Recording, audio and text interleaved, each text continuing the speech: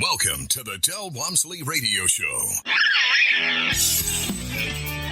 Del challenges the status quo, questions everything, and empowers you to return to your core beliefs to make your life better. If you're ready to hear the truth and get your roadmap to the lifestyle you really want, the next hour will change your life.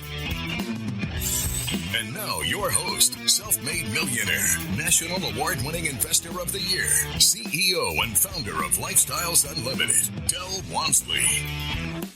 Welcome to Del Walmsley Radio Show, where the hype ends and the help begins. I'm your host, Del Walmsley, and as always, we're working on your financial freedom. So, my friends, have I ever made a mistake in real estate? That's a good question, isn't it? And the answer is yes, I have. I made quite a few. That's one of the reasons I have the ability to teach. It's because I can tell you what not to do. Not just what to do, but what not to do. And from the beginning, 30 years ago, when I started teaching real estate, that was pretty much as a type B personality that I am, which is the analytical and not willing to move very fast, kind of put it off until you know it's safe kind of guy. Really didn't want to take action, but had to force myself to do something. If that sounds more like you, then you're more like me. I don't like to take risks. Yet at the same time, I've taken massive risks. And I've taken massive risks because I didn't know I was taking massive risks. If I would have known I was taking massive risks, I probably wouldn't have done it. But, ignorance is bliss sometimes. And that bliss is not so blissful when you find out that ignorance was a problem. And I've made them. So today I'd like to cover some of the things in real estate that I've run up against that I thought was just, wasn't important at the time when I started into that particular real estate deal, and then found out it was absolutely important as I got more and more involved in that real estate deal. And as we get into this, I want you to understand, I'm not telling you this to scare you away from real estate. I'm trying to get you to see that if I would have had a mentor, if I would have had somebody to tell me what to do and what not to do, I would have been able to solve or eliminate or avoid certain problems. Now, having said that, I still ran into those problems. And those are the kinds of things that that's just part of life, I guess. I can't think of any other better way to say it. Because I don't have a secret method of never doing something wrong. Now, we've been in this argument before where many, many successful people say that, if you're not where you want to be right now, you've not failed enough times. And I still don't believe that, even though I'm sitting here telling you that I failed to make the correct decision multiple times in my life, that I've done things that have led to problems in my life. I still don't consider it failure because I was able to defend those failures to the point where they weren't deep enough, strong enough, wrong enough to take me down at that moment. Now remember, everything is in that moment. If you had millions and millions and millions of dollars, a little $10,000 mistake is no big deal for you. If you have $10,000 and the $10,000 mistake becomes your entire net worth. So it's also relative. What are you willing to risk? And as I sit out here myself today, I'm still looking at things in life, what I want to do and don't want to do, and things I want to try and things I want to have. And each time when I look at these, I look at them relative to the risk I'm willing to take. Now, I'm pretty risk adverse, which is not a really good thing for a motivational speaker, right? Motivational speakers are supposed to go, yahoo, go get it, kill it, take it, attack it, do it. It's just not my personality, sorry. My personality is, whoa, wait a minute, stop, back off. Let's take a look. Let's see where this goes. Let's look at what everybody else has done. Let's look for all the possible failures in this situation. Evaluate those possible failures as to what they would do to me as a whole, and is that risk worth taking? Those are the kinds of things that you have to look out for. So as we get into this today, again, it's not to be negative. It's obviously not to be positive. It's about what can you do to lessen the risk in investing in real estate. Now, I'm going to tell you the first one, and what I believe to be the most important one, and that is inspections. When I first started out, and when you're nobody, and you go out into the real world, and you run up against brokers. And what is a broker? Well, whether it be a stockbroker, an insurance broker, or a real estate broker, the reason they're called brokers is because after you meet them, you're broker than you were before you met them. What does that mean? That means that they are salespeople, and they are selling you a bill of goods. Whether the deal is good or bad is irrelevant to them, and it might be either way, but they're still selling. And they've got approaches to that sale. Only once you get to the point where you're as strong as they are in the knowledge of the business do you have the ability to ward off their professional sales techniques. Otherwise, what they tell you is that this is the way it works. Wow, I've heard that so many times from people. This is the way it works. This is how we do it. This is how it's done out here in the real world. And once you're in the business, you realize that that's really true. This is the way they force it to be. This is the way they corner you. And if you don't play their game, then they take you out of the game. In other words, it's real easy for a broker to tell the seller, this guy's a lunatic.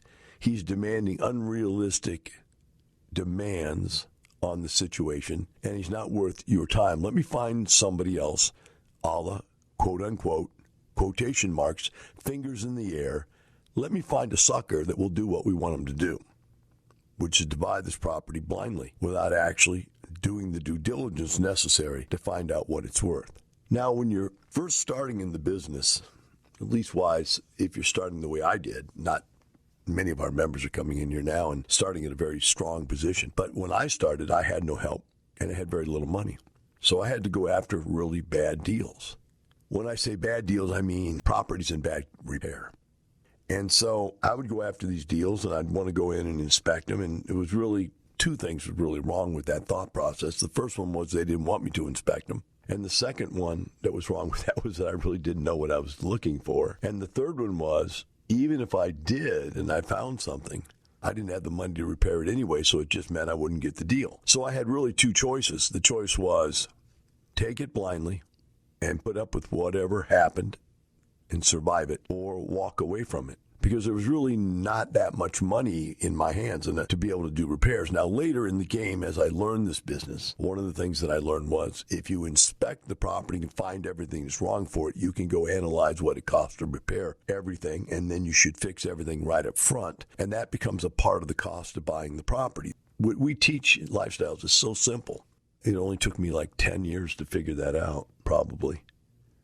That a deal could still be a deal even though there's a lot of repairs, even though you bring the money in, but you got to bring the money in up front because you're never going to be able to do the repairs out of the cash flow. And if you do the repairs out of the cash flow, there is no cash flow.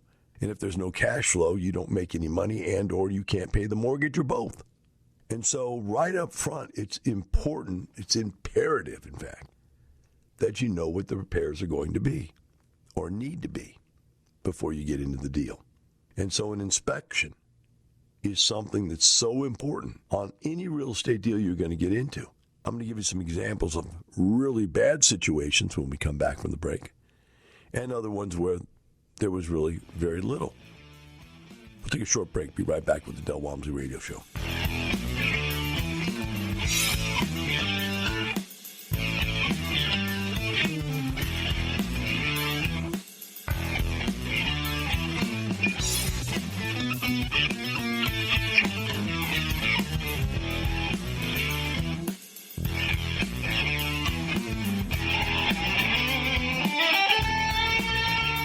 Del Walmsley explains how he found that speck of light that got him into the lifestyle. I had a guy that used to come into the health club every day and work out for 4 hours a day, sit in the jacuzzi, swim, play racquetball, was happy, looked great, tan all the time. And one day I just asked him, what do you do for a living? And he said, Del, I own real estate. Well, do you own real estate? Register for our live online free workshop and find out how you can get all the things you want out of life with passive income. Register at lifestylesunlimitedworkshop.com. Brought to you by Lifestyles Unlimited.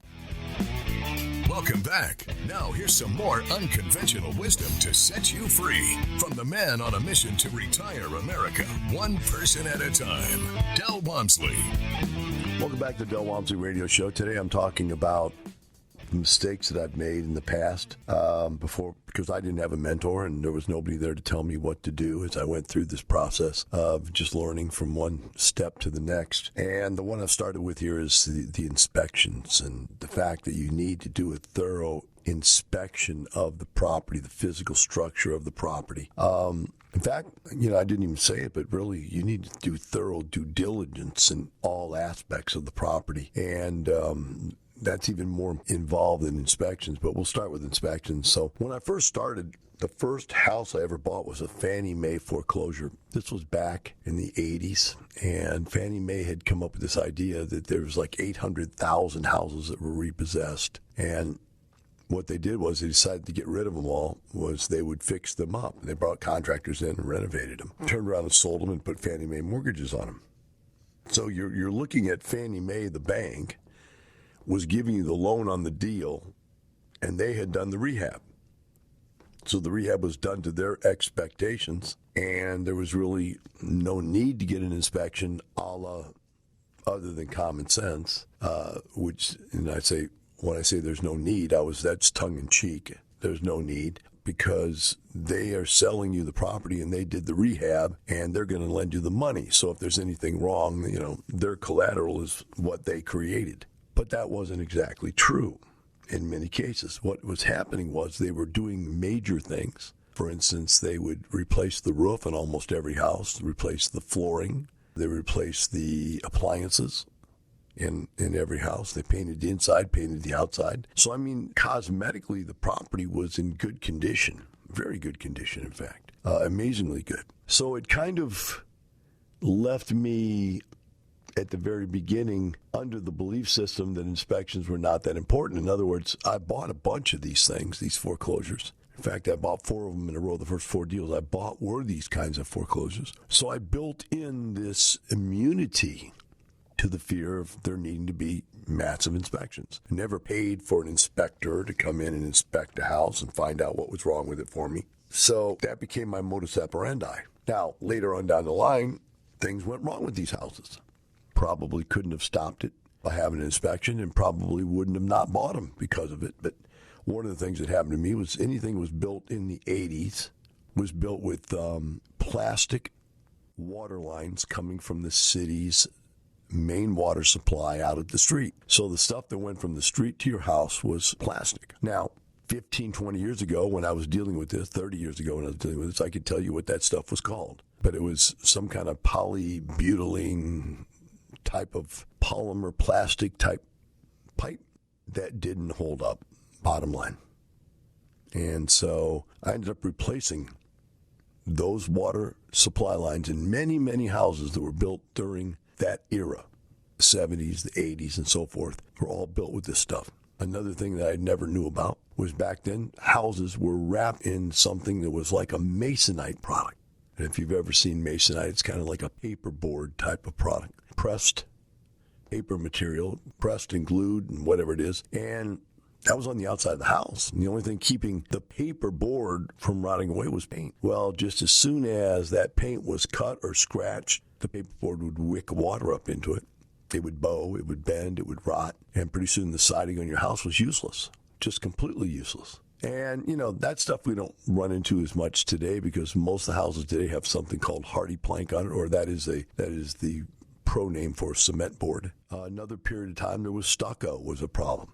And it was here in Texas, they had this stucco that wasn't the correct kind of stucco. And it would wick mold in, and the whole house would blow up with mold, and the stucco would fall off the side of the house. Again, all kinds of problems, but you'd have to understand construction. I never understood construction. I wasn't an engineer. I didn't know what that stuff meant. So we'd run into that kind of stuff. It was just problematic. Here of late, hasn't been a problem until the last 10, 15 years, is there's a type of what do you call circuit breaker box and circuit breakers that they won't insure anymore. And it started out, they wouldn't insure a house that had them because you couldn't replace them. And you couldn't replace them because they wouldn't build them anymore. And then finally it got to be they wouldn't build them. You get to the real answer. They wouldn't build them because they weren't safe. And so now you can't get your house insured unless you replace all the circuit breakers. Again, 10 years ago, 15 years ago, 20 years ago, whenever it was I did houses, I could tell you what those were. In fact, actually, we had some of them in apartment complexes too. We ran into it. So these were the kinds of things, you're running into.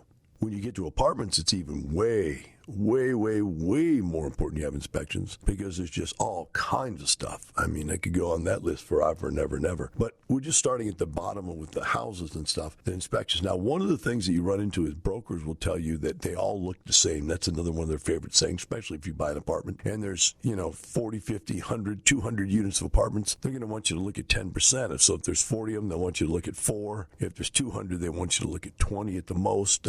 That's probably the most they'd ever let you look at anyways, 20. And you realize that in reality, they could show you 20 and there could be, if it's 200 unit apartment complex, there could be 160 of them are just destroyed. And they showed you the 20 best ones they have. That was the next thing, is that they would pick the ones that they want to show you and say that the ones you wanted to see, you'd pick them at random trying to catch them, right? I'm going to pick 20, but at random. And then you tell them, I want to see unit 19, and they'll say, no, I'm sorry, that's Mrs. Johnson or Mr. Johnson, and he sleeps during the day, so we can't go into that unit. Well, what are they really telling you? That unit's destroyed, we're not going to let you see it. So again, inspections. Do you have them or not have them? Will they let you have them or not let you have them? I, today, would not buy anything they would not let me have serious inspections of. Now, when we talk about inspections, we got to also talk about something called due diligence. There's additional amounts of due diligence you have to look at in different types of things that are very important. And when we get back from a break, we're going to talk about due diligence as a part of the inspection process, or what we call the feasibility period of a deal, when we look into something and decide whether or not it's safe to go ahead with the transaction. We'll be right back with the Del Walmsley Radio Show.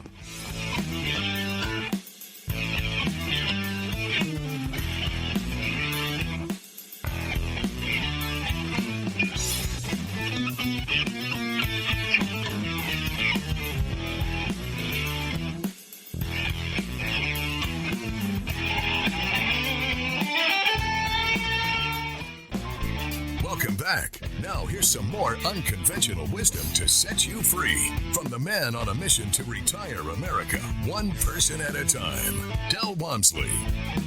Welcome back to the Del Walmsley Radio Show. Today we're talking about mistakes I've made in the past when I didn't know what I was doing, so that maybe you can be aware of them and not run into the same mistakes. And the one we're really working through so far today is adequate due diligence. And we started out the first segment, second segment, we're talking about inspections of the property. But there are many other things besides inspections of the property. There is inspections of the permits, stuff that has been built. I've seen houses that somebody has built on and added additions to.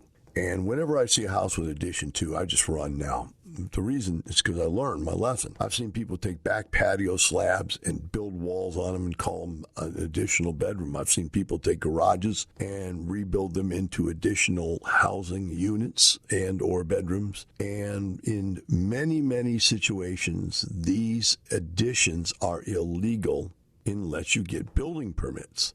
And the people who build them just build them. They get away with it. Nobody complains. Nobody sees it. The city didn't catch them doing it. Nobody turned them in. But then when you buy it, and then all of a sudden you have to have a utilities turned on or some other thing that triggers the city to do some inspection of the property, or at least to come out and look at it to turn something on, that guy who comes out and turns it on calls his buddy who's the inspector for the city, and boom, there you go. Now you got to tear that whatever structure it is down. You say, well, can't I just get it permitted? No, that doesn't work that way. You can't just go get it permitted. Once it's built without a permit, the only solution is to tear it down. Well, can I build it back? You may or may not be able to do that. We ran into a deal where I think somebody had built a multiplex unit on a lot that was zoned single family. And so they couldn't do it. It's just illegal. You couldn't have that multiplex. I mean, you couldn't go back and get it rezoned, and you couldn't go back and, you could tear the whole thing down. That's all you could do. So there's stuff like that. You have to have the investigation done up front. Now, who does that kind of thing? Well, in Texas, it's called a title company. In other states, it's called an attorney, a real estate attorney. But the way it works here in Texas is that these title companies will give you title insurance. And what they do, basically, and this is important you understand this, is that they say, okay, we're going to pull a survey, and we're going to pull a list of all the liens against the property legally, everything that's out there we can find. And we're going to review it, and we're going to say to you, we will insure this property against these challenges. Well, you have to understand that, number one, they're only insuring against the stuff that they find. And the very fact that they don't find stuff, it is their fault, but they're not going down for it. Because unless there was some reason to believe that there should be something to be seen, something that's not seen is not known, right? So I'll give you an example. I bought these 5 duplexes one time. It was 10 units, and owned them for about a year. It was great. Rental properties, no problem. One day there was, one of the tenants goes, there's, water, standing water in our backyard. We can't get rid of the standing water in our backyard. So the city comes out, tests the water, and finds out that there's like sewage in the water. And we knew there were septic systems. We knew there was a septic system in the backyards of these properties. So we just felt like what was happening, was that there was so much rain and these yards were so low that the water just stood there. And so the septic system had no way of fielding out the dirty water and letting it evaporate away like a normal septic system would work. So I didn't know what to do. So I called the city and I said, look, I need to know what to do. You've given me the citation. I don't know how to fix this citation. Can you tell me what to do? And they go, we can't tell you what to do. That'd be practicing law. You have to figure out what to do yourself. I said, well, obviously, there has to be somebody can give you a report that, you want us to fix it and then give you a report that it's fixed. Somebody has to be able to do that. And that would have to be some kind of an engineer of some type. So you must have a list of people that are authorized to be able to give you those reports. And if they're not authorized, they wouldn't be on your authorized list to be able to give you the reports. And they hemmed and hawed and whatever. Finally, after bugging them long enough, they said, okay, look, we have lists of authorized people. I said, okay, fine. I know you can't tell me who to go to. I get that. Okay? So do this. Please take your list out. All right. Tell me the first name on the list, the 10th name on the list, and the 20th name on the list. Then I have a random choice of people to pick from.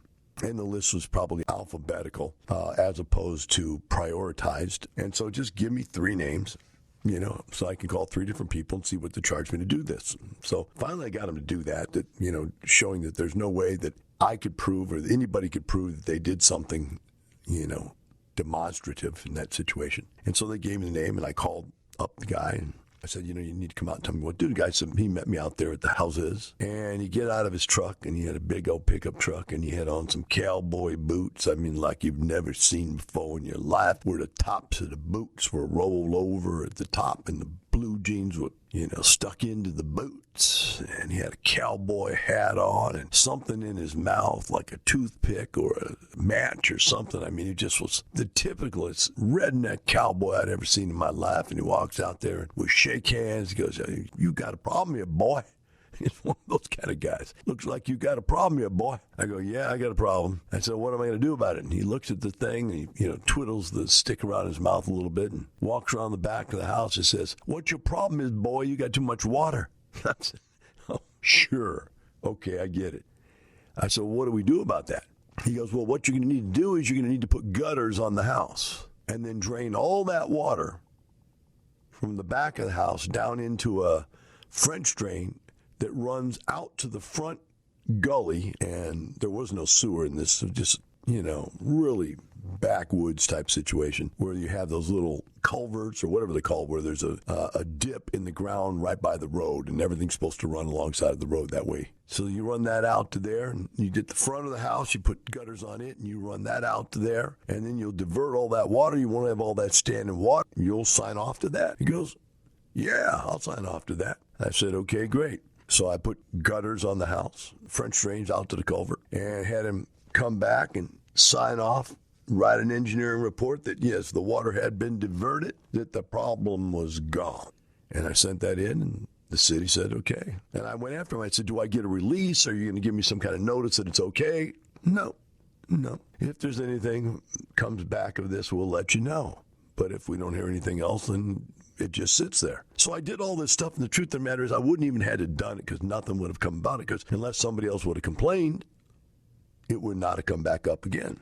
Learn something about the city and the way it works. Well, lo and behold, went by another year or so, no problem. Then one day a tenant calls me up and says, Mr. Dell, and that's what they call me. I have no idea why they call the landlord Mr. Dell. Mr. Dell, you might have a problem out here. And I said, well, what is that problem? He said, well, Mr. Dell, the big oval lot in the backyard back there, the lot behind the house, which was a big, giant, empty lot down a commercial street where there was commercial buildings, but there was nothing there. They said, there's bulldozers over there, and they're digging that lot up. I said, okay, so that's fine. What's wrong? I said, well, the bulldozer guy came over and had something to say. And we come back from break. I'm going to let you know what the bulldozer guy had to say. We'll be right back with the Del Walmsley Radio Show.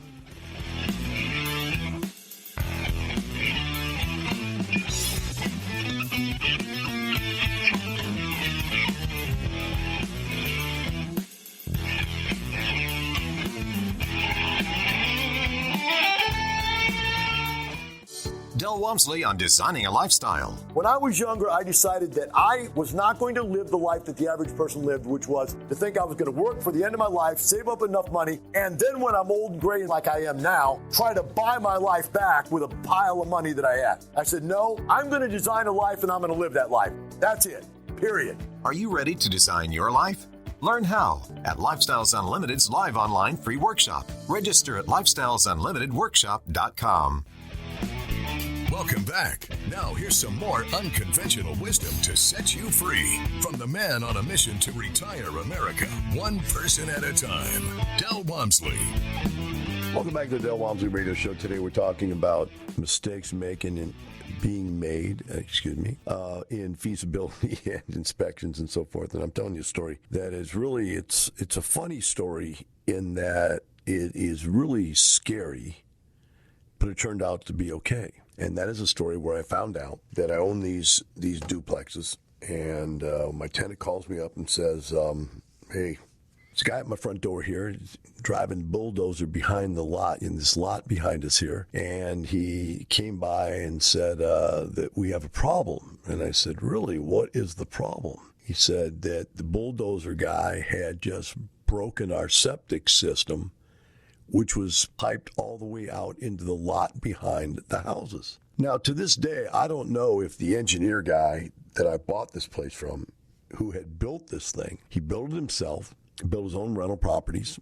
He was an engineer. He was also a professional. What's the word for it? He testified at trial about illegal engineering stuff, and he was doing it himself. And I don't know if he owned the lot behind and pumped and realized that the houses and the yards that were the size of the lots for the houses weren't large enough for a septic system. There was not enough field area, which I found out later after I started trying to fix this thing. Or if he owned the lot and put it out there because he owned the lot, and then all of a sudden decided to sell the lot and the houses separately, or what he did, or if he just put it onto somebody else's land. My impression was he put it on somebody else's land. He just took the septic system and ran the lines into somebody else's lot. And because the backyards where the septic systems were out on the houses were so small that they weren't large enough to be able to run efficient septic system lines. Now, having found this out, I also found out and realized that we had wells in the front yard. So you had a well in the front yard, which was giving people water to drink. And in the backyard, you had illegal septic systems. So I'm thinking, this is it. We're sued. We're all kinds of problems here, blah, blah, blah. So I went first to the tenants and I said, look, we got a potential problem here.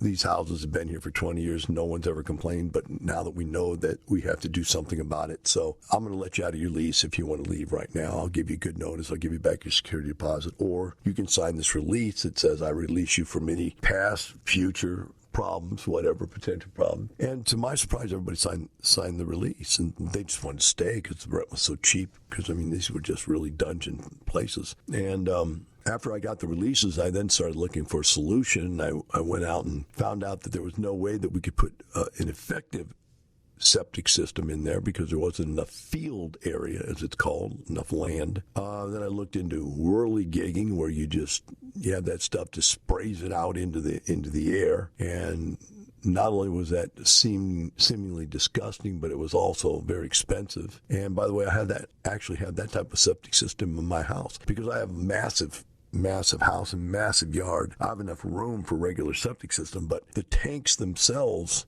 have sprayers on them. So once the stuff breaks down in the septic system, it gets pumped into these lines all over my yard, and it sprays them off just like a water sprinkler, just like your lawn sprinkler would do. And which actually is good because not only you get the water, but you get the fertilizer, and it's like a free form of fertilizer, whatever. But that was too expensive, and there wasn't enough area really to do that because, the sprayers would have sprayed, and the yard would always have stayed wet and never would have dried out, and so, heck, you never would got rid of the problem, et cetera, et cetera. So it came down to the only thing I could do was build a sewer. Then I found out more interesting stuff I didn't want to know, and that is to build a sewer, you got to go to the county. You have to dig yourself a sewer, and you have to have the county give you a permit to do it and then watch it and make sure it's done correctly. Then once it's done correctly, you have to have the right to tie it into a sewer line somewhere up by the street somewhere, and then run lines back to the house. But you can't just have a sewer because the only way they know how to charge you for a sewer is to have water lines, so we had to disconnect the wells and hook up city water. All that got done. Total cost, $25,000, and then you have to turn over the ownership of the sewer to the city, and then the city charges you for water and sewer. Even though you built the sewer, and even though you had wells, you now have to pay the city for water and sewer. So I went back to the guy who sold me the place, and I told him, this is what's happened, and I've got these releases from these tenants to me, but no releases to you, and you own the note on this place. And if you don't give me the money for the repairs that I just made, I'm going to release the ownership of this property back to you and then tell these people to sue you. And the guy walked over to his desk, pulled out his checkbook, and wrote me a check right there on the spot. No attorney, no argument, no nothing. He knew he had done it. He wrote me a check for the repairs, and I walked out of there having paid for the entire amount of work and trouble and legal fees and the whole bit. And I bought the entire thing for $200,000, but now that they actually had their own sewer and water, by the way, to get that done, I had to have them replotted into a subdivision with their own separate lots. Instead of one big giant lot, they became 10 different lots, and all of a sudden they own 10 different houses, and the average house in there costs $45,000 a house in the neighborhood. So now they're worth $450,000. Hence, I took my $200,000, which I only put $20,000 down on, and made $250,000 with $20,000 of investment, and the guy paid for the repairs. Could I have figured that all out with inspections? I probably should have had the septic system inspected up front. But I didn't, and I had to take lemons and turn them into lemonade. But for you, my friends, from this point forward in your life, don't ever buy real estate without inspections. Have a great day. We'll see you tomorrow.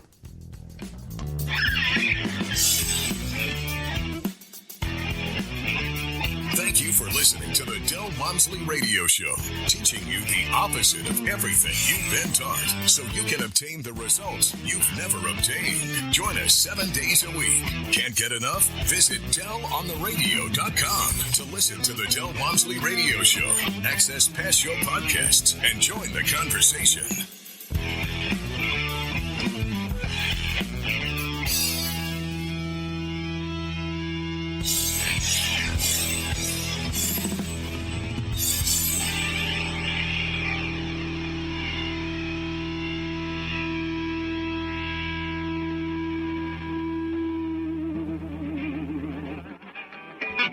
The information and opinions you hear on the Del Walmsley Radio Show are those of the host, Del Walmsley, his guests, and his callers, and do not necessarily reflect the opinions of this station, its affiliates, its management, or advertisers. The Del Walmsley Show is for entertainment purposes only. Please consult a professional regarding your personal investment needs. Nothing presented on the Del Walmsley Show constitutes an endorsement, recommendation, offer, or solicitation to buy or sell any product or security.